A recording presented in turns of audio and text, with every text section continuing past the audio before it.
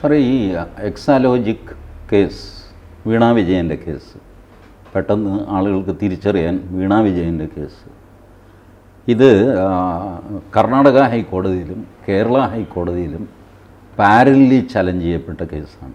കേരള ഹൈക്കോടതിയിൽ KSIDC പോയി ഞങ്ങളെ അന്വേഷിക്കരുത്, ഞങ്ങൾ നിഷ്കളങ്കരാണ് എന്ന് ഞങ്ങൾ തന്നെ പ്രഖ്യാപിച്ചിട്ടുണ്ട്, പിന്നെ എന്തന്വേഷിക്കാനാണ് എന്ന് പറഞ്ഞുകൊണ്ട്. കർണാടക ഹൈക്കോടതിയിൽ വീണ വിജയനും പോയി. എന്നെപ്പോലെ നിഷ്കളങ്കയായിട്ട് പിന്നെ വേറെ ആരുമില്ല. രാജാ ഹരിചന്ദ്രൻ കഴിഞ്ഞാൽ ഏറ്റവും സത്യസന്ധവും നിഷ്കളങ്കവുമായിട്ട് ഒരു കമ്പനി നടത്തുന്നത് ഞാനാണ്. അതുകൊണ്ട് എനിക്കെതിരെയും അന്വേഷണം പാടില്ല. കേരള ഹൈക്കോടതി ചോദിച്ചു, നിങ്ങൾ അന്വേഷണത്തെ ഭയപ്പെടുന്നത് എന്തിനാ? അത് നല്ലൊരു കാര്യമല്ലേ? അപ്പോൾ അതിൽ നിന്ന് അഗ്നിശുദ്ധി വരുത്തി നിങ്ങൾക്ക് പുറത്തിറങ്ങി നടക്കാമല്ലോ. അപ്പോൾ അല്ല, അത് പറ്റില്ല എന്നൊക്കെ പറഞ്ഞപ്പോൾ മാറ്റി വെച്ചിരിക്കുകയാണ്. കർണാടക ഹൈക്കോടതിയിൽ അത് വീണ വിജയൻ്റെ പ്രൈവറ്റ് കേസാണ്. KSIDC എന്ന് പറഞ്ഞാൽ സർക്കാർ സ്ഥാപനമാണ്. നമ്മുടെ എല്ലാം കൂടെ കാശ് എടുത്തിട്ടാണ് അവർ വീശുന്നത്. CS വൈദ്യനാഥനാണ് KSIDCക്ക് വേണ്ടി ഹാജരാകുന്നത്. ഒരു അപ്പിയറൻസിന് അധികമൊന്നുമില്ല, 25 ലക്ഷം രൂപ. അതും ഓൺലൈൻ അപ്പിയറൻസ്. അദ്ദേഹം ഇവിടെ വരുന്ന പോലുമില്ല എന്നാണ് ഞാൻ മനസ്സിലാക്കുന്നത്. ഏതായാലും 50 ലക്ഷം 75 ലക്ഷം ഇപ്പം പൊടിച്ചു കഴിഞ്ഞു KSIDC. വീണ പക്ഷേ അങ്ങനെയല്ല, നാട്ടുകാരുടെ കാശല്ല എന്ന് വേണം വിചാരിക്കാൻ. അവർ അരവിന്ദ് ദത്തറാണ് അവരുടെ കേസ് വാദിക്കുന്നത്. അപ്പോൾ അരവിന്ദ് ദത്തർ ആദ്യമേ പറഞ്ഞു, നിങ്ങൾ കമ്പനി നിയമം സെക്ഷൻ 210 വെച്ചിട്ട് ഒരു അന്വേഷണം പ്രഖ്യാപിച്ചിരുന്നു. ചില ഉദ്യോഗസ്ഥന്മാരെയും രജിസ്ട്രാർ ഓഫ് കമ്പനീസ് പോണ്ടിച്ചേരി എന്നൊക്കെ പറഞ്ഞിട്ട് ഒരു സാധനം വെച്ചിരുന്നു. അത് 4 മാസം കൊണ്ട് തീർക്കണമെന്ന് അവരോട് പറഞ്ഞിരുന്നു. ആ അന്വേഷണത്തിൽ ഞങ്ങൾ സഹകരിച്ചു. അവർ ചോദിച്ച ഡോക്യുമെൻ്റ് കൊടുത്തു. നിങ്ങൾ പെട്ടെന്ന് 212 വെച്ച് SFIO അന്വേഷണം പ്രഖ്യാപിക്കുന്നു. ഇവിടെ ഇതെന്തൊരു പരിപാടി? ഒരേ കമ്പനീസ് ആക്ട് 210 വെച്ചിട്ട് ഒരാൾ അന്വേഷിച്ചുകൊണ്ടിരിക്കുമ്പോൾ 212 വെച്ചിട്ട് അടുത്ത ആൾ അന്വേഷിക്കുന്നു. ഇത് ഞങ്ങളെ ഹരാസ് ചെയ്യലാണ്. അപ്പോൾ കോടതി ചോദിച്ചു, എന്താണോ ഇതിലിപ്പോൾ കുഴപ്പം? ശരി, 210 ഉള്ളപ്പോൾ തന്നെ 212 അന്വേഷിച്ചാൽ കുഴപ്പമെന്താ? അപ്പോഴാണ് അരവിന്ദ് ദത്തർ പറഞ്ഞത്, 212 അത്ര നിഷ്കളങ്കമായൊരു വകുപ്പൊന്നുമല്ല. അത് വെച്ച് SFIO അന്വേഷണമാണ് നടക്കുന്നത്. അവർക്ക് അറസ്റ്റിനുള്ള അധികാരമൊക്കെയുണ്ട്. ഏകദേശം UAPA പോലെയുള്ള ആക്റ്റാണ് സാർ, ഡ്രാക്കോണിയൻ സാർ, പ്ലീസ്. അപ്പോഴാണ് യഥാർത്ഥ സംഗതി പുറത്തു വരുന്നത്. എന്നെ അറസ്റ്റ് ചെയ്യാം, എനിക്ക് ജാമ്യം തരാതിരിക്കാം, എനിക്കെതിരെ ചാർജ് ഷീറ്റ് ഫയൽ ചെയ്യാം, എൻ്റെ പ്രോപ്പർട്ടീസ് വരെ അറ്റാച്ച് ചെയ്യാം. അതിന് താൻ വലിയ പ്രോപ്പർട്ടി ഒന്നും ഉണ്ടാക്കിയില്ല, 1.76 crores അല്ലേ ഉള്ളൂ. അതിനിപ്പോൾ അല്ല സാർ, അത് അന്യായമാണ് എന്നൊക്കെ പറഞ്ഞു ബഹളം വെച്ചു. SFIയുടെ വക്കീൽ പറഞ്ഞു, ദേ സെക്ഷൻ 210 വെച്ചുള്ള അന്വേഷണത്തിൽ ഞങ്ങൾക്കൊരു ഇൻ്ററിം റിപ്പോർട്ട് കിട്ടി. ആ ഇൻ്ററിം റിപ്പോർട്ട് നോക്കിയപ്പോഴാണ് ഒരു മൾട്ടി ഡിസിപ്ലിനറി ഏജൻസി അന്വേഷിക്കുമെന്ന് ഞങ്ങൾക്ക് മനസ്സിലായത്. ഇൻകം ടാക്സ് IT-കാർ അന്വേഷിക്കട്ടെ, വഞ്ചന പോലീസ് അന്വേഷിക്കട്ടെ, കള്ളപ്പണം ED അന്വേഷിക്കട്ടെ. ഇങ്ങനെ ഈ പല സ്ഥലത്തായിട്ട് അന്വേഷണം നടന്നാൽ ശരിയാവില്ല. അതുകൊണ്ടാണ് 2005 SFIO ഉണ്ടാക്കിയത്. UPA സർക്കാർ ഉണ്ടാക്കിയതാണ്. മോദി ഇതിനകത്തൊന്നും ചെയ്തില്ല. മോദി എന്നൊക്കെ പറഞ്ഞ് ബഹളം വയ്ക്കേണ്ട ആരും അങ്ങനെ ഇതിലൊന്നും ചെയ്തിട്ടില്ല. അപ്പോൾ SFIO അന്വേഷണമാണ്. അപ്പോൾ ഇങ്ങനെ കളം മാറിയിട്ട് പറഞ്ഞു, അല്ലാതെ 1.76 crores SFIO വരാൻ പാടില്ല. സഹാറയൊക്കെ ചെയ്ത പോലെ 10-600 കോടിയൊക്കെ ഉണ്ടെങ്കിൽ ശരി, SFIO ആകാം. 100 കണക്കിന് കോടികൾ വരുമ്പോൾ മാത്രമേ SFIO വരുന്നുള്ളൂ. അല്ലാതെ 1 കോടി 1.5 കോടി ഇതിനൊന്നും പാടില്ല.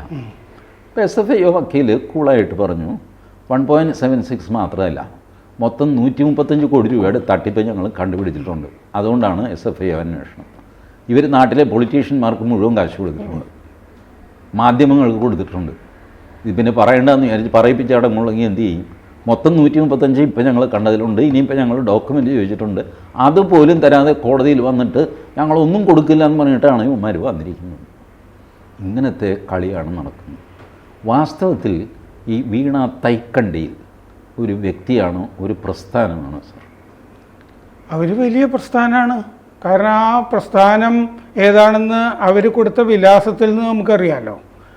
AKG സെൻറ്റർ എന്നുള്ള വിലാസമാണ് കൊടുത്തിരിക്കുന്നത്. Registered office. ഓ, അപ്പോൾ വെറുതെ അല്ല ഗോവിന്ദനൊക്കെ ന്യായീകരിക്കുന്നത്. അതായത് കോടിയേരി ബാലകൃഷ്ണൻ്റെ മകന് ഒരു പ്രശ്നം വന്നപ്പോൾ പാർട്ടി സംരക്ഷിക്കാനുണ്ടായിരുന്നില്ല, കൈയൊഴിഞ്ഞു കളഞ്ഞു. കാരണം മാത്രമല്ല നിയമത്തിൻ്റെ വഴിക്ക് പോട്ടെ. കോടിയേരി, ബിനീഷ് കോടിയേരി അഡ്രസ്സ് കൊടുത്തത് AK സെൻറ്റർ എന്നല്ലായിരുന്നു. അപ്പം പിന്നെ പ്രസ്ഥാനത്തിന് അതിൽ പ്രത്യേകിച്ചൊന്നും പറയാനില്ലല്ലോ. ഇത് സത്യത്തിൽ AKG സെൻറ്റർ എന്ന വിലാസം കൊടുത്തു കഴിഞ്ഞാൽ ഓരോ മൂവും സെക്രട്ടേറിയറ്റ് കൂടി ചർച്ച ചെയ്ത് തീരുമാനിച്ചിട്ടല്ലേ മുമ്പോട്ട് പോകാൻ പറ്റുള്ളൂ. മാത്രമല്ല ബാംഗ്ലൂരിൽ, കൊച്ചിയിൽ, തിരുവനന്തപുരത്തൊക്കെ വാർ റൂമുണ്ട് ഇപ്പോൾ ഈ കൈകാര്യം ചെയ്യാനായിട്ട് ഈ വിഷയം. അങ്ങനെയാണ് 2 സ്ഥലത്തൊക്കെ കേസ് കൊടുത്തിരിക്കുന്നത്. ഇവിടെ KSIDCയോട് കേസ് കൊടുക്കാൻ പറഞ്ഞു. KSIDCയുടെ ഓഹരി ഏതാണ്ട് 1 ചില്ലാൻ കോടിയെ മറ്റേ വരുള്ളൂ ഈ കർത്തായുടെ കമ്പനിയിൽ. 13 സംതിങ് ആണ് അവർക്കുള്ള ഷെയർ %. അതിന്റെ തുകയാണ് ഞാൻ പറയുന്നത്. 1.25 കോടി രൂപയെ വരുള്ളൂ. അവർ കേസിനത്തിൽ ഈ ഒരു സിറ്റിങ്ങിന് 25 ലക്ഷമൊക്കെ വെച്ച് തന്നെ ഏതാണ്ട് അത്രയതിന് മുടക്കി കഴിഞ്ഞു.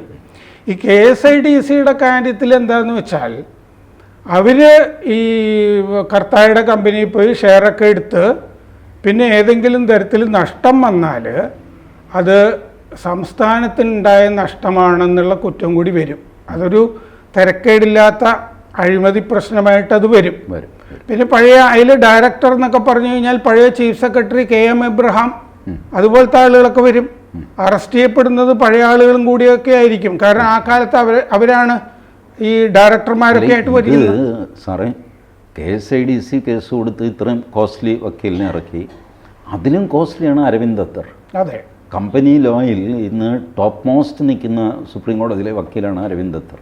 അദ്ദേഹത്തിൻ്റെ ഫീസ് എത്രയാണെന്ന് എനിക്കറിയാമല്ല. ഏതായാലും വൈദ്യനാഥിനേക്കാൾ അതായത് ഈ പാർട്ടിയിൽ മുമ്പ് ഈ സെക്രട്ടറി, സംസ്ഥാന സെക്രട്ടറി ആയിരുന്നു ഏറ്റവും പവർഫുൾ ആയിട്ടുള്ള ആൾ.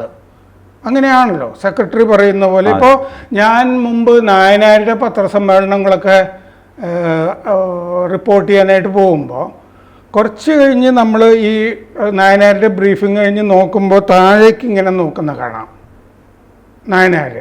അത് താഴെ ഈ സെക്രട്ടറി ആയിരുന്ന VS അച്യുതാനന്ദൻ ചില കാര്യങ്ങൾ ക്യാബിനറ്റിൽ തീരുമാനിക്കാനായിട്ട് കൊടുത്തിട്ടുണ്ടല്ലോ.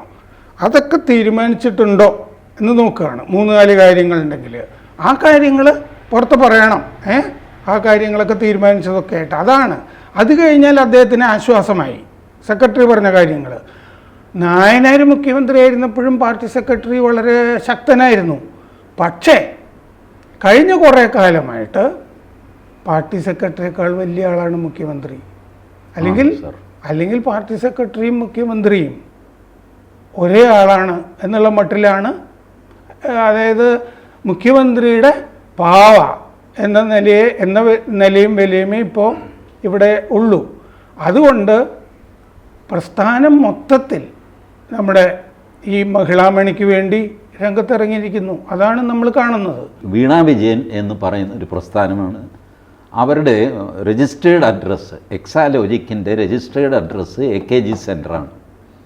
അപ്പോൾ ഒരു കമ്പനിയെ പറ്റി SFIO അന്വേഷിക്കുമ്പോൾ അവർ രജിസ്റ്റേർഡ് ഓഫീസിൽ വരുമല്ലോ, വരണമല്ലോ. ഇതാണ് റെയ്ഡ് നടത്തേണ്ടി വരും. അതുകൊണ്ടാണ് ഈ പാർട്ടി പേടിക്കുന്നത്. ഞാൻ 2016 ഇയാൾ പിണറായി വിജയൻ ആദ്യത്തെ സർക്കാർ അധികാരത്തിൽ വന്നപ്പോൾ ആദ്യത്തെ ഉത്തരവിറങ്ങിയത് എന്താണെന്ന് വെച്ചാൽ മന്ത്രിസഭാ തീരുമാനങ്ങൾ പുറത്ത് കൊടുക്കില്ല, പുറത്തറിയണ്ട. വിവരാവകാശ നിയമത്തിനും പുറത്താണ് മന്ത്രിസഭാ തീരുമാനം ആക്കി. മറ്റേത് ഉമ്മൻചാണ്ടിയൊക്കെ ഉള്ളപ്പോൾ ആഴ്ചതോറും മന്ത്രിസഭ കഴിയുമ്പോൾ ഇയാൾ പത്രസമ്മേളനത്തിൽ ആ പാവത്തെ ഇട്ട് ഉരുട്ടി നാശമാക്കും പത്രക്കാരെല്ലാം കൊണ്ട്. ഇതെല്ലാം അങ്ങനെ സഹിച്ചുകൊണ്ടിരുന്നതാണ്. ഇങ്ങേര് വരുമ്പോൾ ഇങ്ങേരുടെ നെഞ്ചത്ത് കയറാമെന്ന് വിചാരിച്ച് കുറേ പത്രക്കാർ ഇരുന്നു. ഒരു ചുക്കുമില്ല, ഒരു പത്രസമ്മേളനമല്ല, മണ്ണാങ്കട്ടയില്ല. ഇത് വിവരാവകാശക്കാർ അവരും വെറുതെ ഇരിക്കുന്നവരല്ല. അവർ ഹൈക്കോടതിയിൽ ചലഞ്ച് ചെയ്തു. അവിടെ അപ്പീൽ കൊടുത്തു, പിന്നെ വിവരാവകാശ കമ്മീഷൻ എടുത്തു പോയി, പിന്നെ ഹൈക്കോടതിയിൽ വന്നു. ദൈവം സഹായിച്ച് ഇതുവരെ അതിൻ്റെ ഒരു വിധി വന്നു എന്ന് എനിക്ക് തോന്നുന്നില്ല, എൻ്റെ അറിവിൽ വന്നിട്ടില്ല. അങ്ങനെ നേരത്തെ സാറ് പറഞ്ഞില്ലേ, ഈ അച്യുതാനന്ദൻ പറഞ്ഞ കാര്യം നയനാർ പറഞ്ഞോ ഇല്ലെന്ന് വെരിഫൈ ചെയ്യുന്ന ഇതൊക്കെ, അത് തുടക്കത്തിലേ അങ്ങ് പ്ലഗ് ചെയ്തു മുഖ്യമന്ത്രി. ഞാനാണ് ഇവിടെ അധികാരി, എല്ലാവർക്കും മേധാവി എന്ന് പറഞ്ഞൊരു സിനിമാ പാട്ടുണ്ട്. ഇത് പ്രാവർത്തികമാക്കി പിണറായി വിജയൻ. എന്നിട്ട് മകള് AKG സെൻറ്ററിൻ്റെ അഡ്രസ്സും കൊടുത്തു. ഇംഗ്ലീഷിൽ ഹ്യൂബ്രിസ് എന്ന് പറയുമല്ല. ആരുടെ എന്നോട് ചോദിക്കാൻ. ഞാനിങ്ങനെ പലപ്പോഴും ഇവർ പറയും ഏത് കള്ളനും ഒരു ട്രേസ് അവസാനിപ്പിക്കും. ഈ ട്രേസ് മനഃപൂർവ്വം അവസാനിപ്പിക്കുന്ന ധാർഷ്ട്യമുള്ള കള്ളന്മാരുണ്ട്. അങ്ങനെയുണ്ട്. പിടിക്കട, catch me if you can, ഇതാണ് ഈ AKG സെൻറ്ററിൻ്റെ അഡ്രസ്സ്. ഇതിലിപ്പോൾ പാർട്ടി കുടുങ്ങിയിരിക്കുക. വീണയെ രക്ഷിച്ചില്ലെങ്കിൽ പാർട്ടി മുങ്ങും എന്നുള്ള സ്ഥിതി. എല്ലാവരും അന്തം വിട്ട് ചോദിക്കുന്നു, പാർട്ടി എന്തിനും നിങ്ങൾ കോടിയേരി ബാലകൃഷ്ണൻ മകനെ പോലെ കൈ കഴിയാൽ പോലെ, അത് പിണറായി വിജയൻ്റെ മകളെ. വേറൊന്നുണ്ട് കേട്ടോ TG ഇതിൽ, അതായത് ഈ ബിനീഷ് കോടിയേരിയുടെ കാര്യത്തിൽ പാർട്ടിക്ക് കാശ് കിട്ടിയിട്ടുണ്ടാവില്ല, പക്ഷെ കർത്തായുടെ കാര്യത്തിൽ അങ്ങനെ ആകണമെന്നില്ല. കിട്ടിയിട്ടുണ്ടല്ലോ, കൃത്യമായ രേഖകളുണ്ടല്ലോ. PV, RC, ആ PV ഞാനല്ല, PV കുഞ്ഞിക്കണ്ണനാണെന്നൊക്കെ. RC എന്നുള്ളത് RC ബുക്കിന്റെ ആകാമല്ലോ, RC ബുക്കിന്റെ PV, RC മജുംദാറിന്റെ ആകാം, ചരിത്രകാരനല്ലേ. PV ചന്ദ്രനാകാം, മാതൃഭൂമിയുടെ പാവം പ്രായമായ ഒരു മനുഷ്യൻ, മാന്യനാണ്, നാറ്റിക്കാൻ വേണമെങ്കിൽ. ഏതായാലും ആ PV ഞാനല്ല. അപ്പം പിന്നെ PV അബ്ദുള്ളക്കുട്ടി, ഇങ്ങനെ ഒരുപാട് പൊളിറ്റീഷ്യൻസ് അവരാരെങ്കിലും ഞാനല്ല എന്ന് പറഞ്ഞും കഴിഞ്ഞു. ഇങ്ങനെ അബ്ദുൽ വഹാബ് വലിയ പണക്കാരനാണ്. പുള്ളി ഈ ഒരു 10 ലക്ഷം 20 ലക്ഷം എന്നൊക്കെ പറഞ്ഞാൽ നിഷ്പ്രയാസം കൈകാര്യം ചെയ്യുന്ന ആളുമാണ്, പെട്ടെന്ന് വിശ്വസിക്കുന്ന ആൾക്കാർ. പക്ഷേ ഈ അബ്ദുൽ വഹാബിന് ഈ CMRL കർത്താവ് എന്തിനു കാശ് കൊടുക്കണം എന്നൊരു ചോദ്യമുണ്ട്. പിണറായി വിജയന് കൊടുക്കണം. കാരണം ഒരു വ്യവസായിയുടെ ആംഗിളിൽ സാറ് നോക്കും, ഇവർക്കെല്ലാം കപ്പം കൊടുത്തല്ലാതെ കേരളത്തിൽ എന്തെങ്കിലും നടത്തിക്കൊണ്ട് പോകാൻ പറ്റുമോ?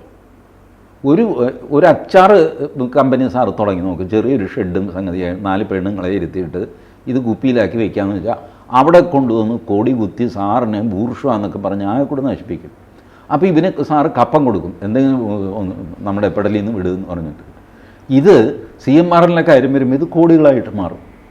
മാധ്യമങ്ങൾക്ക് കൊടുക്കണം, അല്ലെങ്കിൽ അവരിങ്ങനെ വെള്ളം ഒഴുകി വരുന്ന, കറുത്ത വെള്ളം ഒഴുകി വരുന്ന കാണിക്കും, പെരിയാർ മലിനമായി എന്നൊക്കെ. അയാൾക്ക് നഷ്ടം. അപ്പോൾ അയാൾ ഇവർക്ക് കാശ് കൊടുത്തോണ്ടേയിരിക്കണം. അല്ല, പൊല്യൂഷൻ കൺട്രോൾ ബോർഡ് പല പുരസ്കാരങ്ങൾ കൊടുത്തിട്ടുണ്ട് കർത്തായ്ക്ക്. അതെ, മലിനമാക്കാത്ത ഒരാൾ എന്നുള്ളതിലേക്ക് ശുദ്ധീകരിക്കാണല്ലോ പെരിയാറിനെ. അങ്ങനെ സാറേ, ഈ ബിസിനസ്സുകാർ അവർക്ക് ജീവിക്കണ്ടേ? അവർ ഈ രാജാ ഹരിശ്ചന്ദ്രനായി കഴിഞ്ഞാൽ അവരുടെ ബിസിനസ് പൂട്ടിപ്പോകും. അതുകൊണ്ടാണ് സാറാ ഇൻകം ടാക്സ് ഇൻ്റർനൽ സെറ്റിൽമെൻറ്റ് ബോർഡിൽ ആദ്യം ഈ PVRC ഒക്കെ പറഞ്ഞു. പിന്നീട് ആ മൊഴി മാറ്റാൻ ശ്രമിച്ചു കർത്താവ്. ഞാനങ്ങനെ പരിഭ്രമിച്ചപ്പോൾ പറഞ്ഞു പോയതാണെന്ന്. അവിടെ ഇങ്ങനെ പറയാം, നിങ്ങൾക്ക് മൊഴി മാറ്റാം, I made A mistake, my memory fail me എന്നൊക്കെ പറഞ്ഞിട്ട് മാറ്റാം.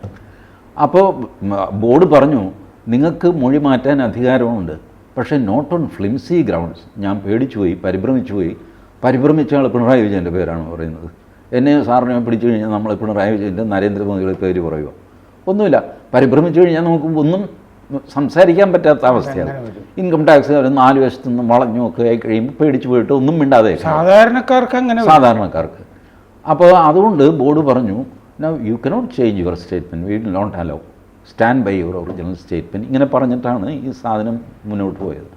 അപ്പോൾ അദ്ദേഹം ഈ സത്യം പറഞ്ഞു പോയെങ്കിലും പിന്നീട് അത് മാറ്റിമറിച്ച് ഒക്കെ എടുക്കാനൊക്കെ നോക്കി. കാരണം ഇതിൻ്റെ നടുക്ക് എല്ലാവരും ഇപ്പം ഇദ്ദേഹത്തിൻ്റെ ശത്രുക്കളായി. എല്ലാവരും കോടിക്കണക്കിന് രൂപ വാങ്ങിച്ചു. ഇപ്പോൾ എല്ലാവരും ഇങ്ങനെ ശത്രുക്കളായി മാറി. ഇതൊക്കെ ഒരു ബിസിനസ്സുകാരനെ സംബന്ധിച്ചിടത്തോളം ശ്വാസം മുട്ടിക്കുന്ന ഏർപ്പാടാണ്. ഇങ്ങനെയാണ് കേരളം ബിസിനസ് കൊള്ളില്ലാത്തൊരു സ്ഥലമായിട്ട് ആൾക്കാർ ഡിക്ലെയർ ചെയ്യുന്നത്. പക്ഷേ ബിസിനസ്സുകാരൻ ജയിലിലായാലും പ്രസ്ഥാനത്തിന് പുല്ലാണ്. കാരണം ഈ കുഞ്ഞനന്ദൻ എന്ന് പറഞ്ഞ ഒരാൾ മറ്റേ 51 വെട്ടിയ കേസിൽ ജയിലിൽ പോയില്ലേ? TP ചന്ദ്രശേഖരനെ വെട്ടിയത്. അങ്ങനത്തെ ആളുകൾ ജയിലിൽ പോവുമോ? കുത്തുവാള എടുക്കുവോ? ഒക്കെ ചെയ്യും. പ്രസ്ഥാനം നിലനിൽക്കുക എന്നുള്ളതാണല്ലോ. കുഞ്ഞനന്ദനൊന്നും സംഭവിച്ചില്ല. കുഞ്ഞനന്ദൻ എപ്പോഴും പരോളിലായിരുന്നു, ജീവിതം ആസ്വദിച്ചു, ധാരാളം പരോള്. പിന്നെ അതിനിടയ്ക്ക് കൊറോണ അനുഗ്രഹിച്ചു കുഞ്ഞനന്ദനെ. അതോടെ ഒരുപാട് പരോളായി, ജയിലിൽ തന്നെ തുറന്നു വിട്ടു. ഞാൻ ഒരുപാട് വിമർശനം കേട്ടു സാർ ഇതിന്. ഞാൻ പറഞ്ഞു, എക്സാലോജിക്ക് ഒരു private company, CMRL private company, service കൊടുത്തോ കൊടുത്തില്ല അത് അവർ തമ്മിലുള്ള ഇഷ്യൂ ആണ്. So I don't find any reason why I should blame my chief minister. Chief മിനിസ്റ്ററുടെ മകളാണ്, അതൊരു ഇംപ്രോപ്പറേറ്റി ആണെന്ന് ഞാൻ സമ്മതിക്കാം.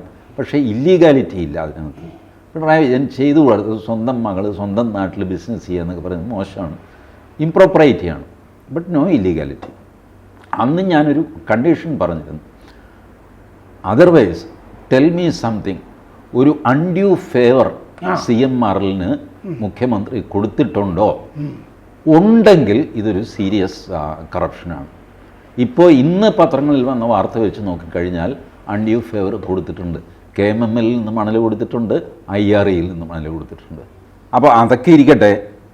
ഈ കർണാടക ഹൈക്കോടതി ഇന്ന് പറഞ്ഞത് no coercive action till I pronounce the interim order. Interim order പോലും കൊടുത്തിട്ടുമില്ല. പക്ഷേ കോയേഴ്സീവ് ആക്ഷൻ, അറസ്റ്റ് ഇല്ല എന്നവർ ഉറപ്പുവരുത്തി തൽക്കാലം.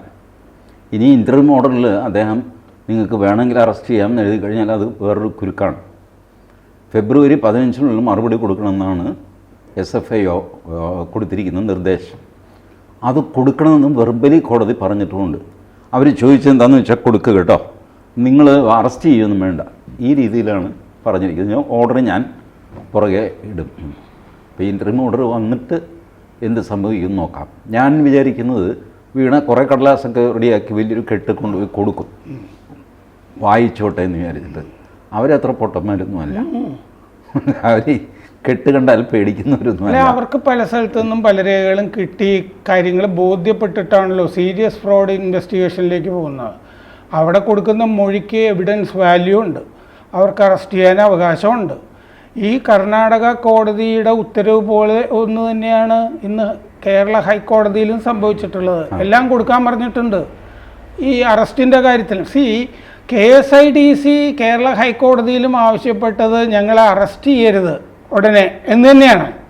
അപ്പോൾ ഏതാണ്ടൊരു ഫ്രോഡിൻ്റെ അഡ്മിഷൻ മോഡിലേക്ക് അവരുടെ മനസ്സ് പോയിട്ടുണ്ട്.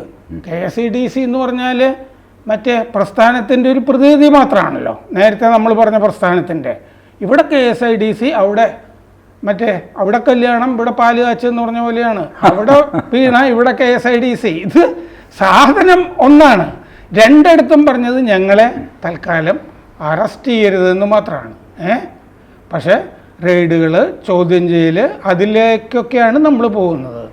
നമ്മൾ പല കേസിലും കണ്ടിട്ടുള്ളത് പോലെ ഇനിയും കോടതിയിലൊക്കെ നാടകങ്ങളൊക്കെ ഉണ്ടാകുമായിരിക്കും. കുറച്ചുകൂടി മുകളിലുള്ള കോടതിയിലൊക്കെ പോകുമായിരിക്കും. അതിൻ്റെ കൂടെ SFIO അവരുടെ പണിയും നടക്കുമായിരിക്കും. അതുകൊണ്ട് കൂടിയായിരിക്കും ഈ ലാവ്ലിൻ കേസ് അത്ര കാര്യമായിട്ട് കേന്ദ്ര സർക്കാർ എടുക്കാത്തതെന്നുള്ളൊരു തോന്നലും എനിക്കുണ്ട്. ആയിരിക്കാം, അതുമായിരിക്കാം. കാരണം ഈ അച്ഛൻ്റെ കുറ്റത്തിന് അച്ഛനെ വയസ്സുകാലത്ത് പിടിക്കുന്നതിന് പകരം മകളെ പിടിച്ചാൽ പോരെ? അതല്ലേ ഒരു പക്ഷേ അച്ഛനെ കൂടുതൽ ബുദ്ധിമുട്ടിലാക്കുന്നത്. ഏതായാലും നോക്കാം, എന്തൊക്കെയോ നടക്കാൻ പോകുന്നുണ്ട് വരും ദിവസങ്ങൾ. അതായത് മലയാള ഭാഷയിൽ ഈ UGC മലയാളം എന്ന് ഞാൻ വിളിക്കാറുണ്ട്, ഈ പ്രൊഫസർമാരൊക്കെ എഴുതുന്നത്. അതിൽ കർത്തൃത്വം എന്ന് പറഞ്ഞൊരു വാക്ക് ഞാൻ കാണാറുണ്ട് സാഹിത്യമായിട്ട് ബന്ധപ്പെട്ട്. എന്താണെന്ന് എനിക്കൊരു പിടിയൊന്നുമില്ല, പക്ഷെ ഇതിൽ ഒരു കർത്തൃത്വമുണ്ട് എന്നാണ് എനിക്ക് തോന്നുന്നത്. കൂടുതൽ വാർത്തകളും വിശേഷങ്ങളും നിങ്ങളിലേക്ക് എത്താൻ ABC മലയാളം സബ്സ്ക്രൈബ് ചെയ്യുക, ബെൽ ബട്ടണും അമർത്തുക.